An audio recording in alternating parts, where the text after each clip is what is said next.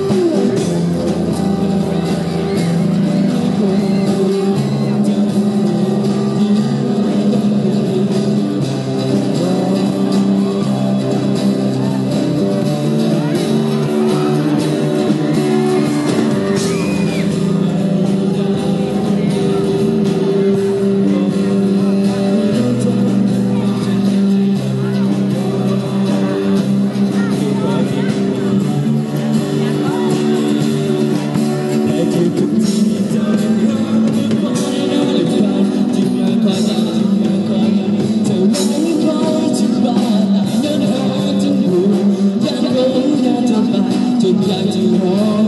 วันที่ว่าเจ้าคนมีแฟนแล้วทุกคนสงสายตาสัญญาที่จะทำทุกอย่างจะมีปัญหาสวยดีไปไกลพอจะมีหัวใจแค่ไหน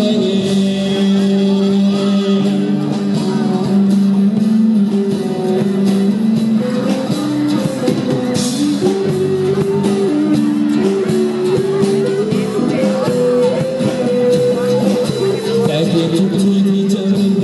าคอยที่มาคอยฟังที่มาคอยนั่งเท่านั้นขอร้องที่ว่าตายยังหาจนอยู่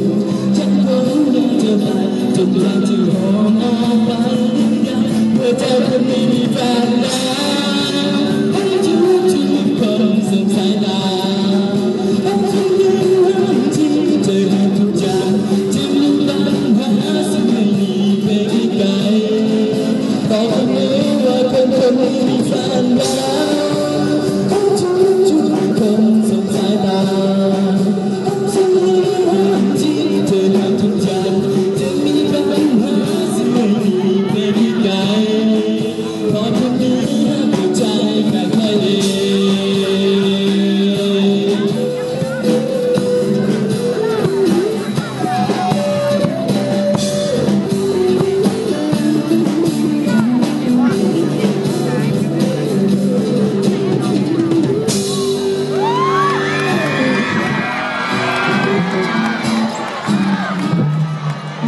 ส่งเพลงที่ออกมาจบแล้วทีนี้สิว่าแฟนเองและวงฟาริสานี่ขอขอบใจ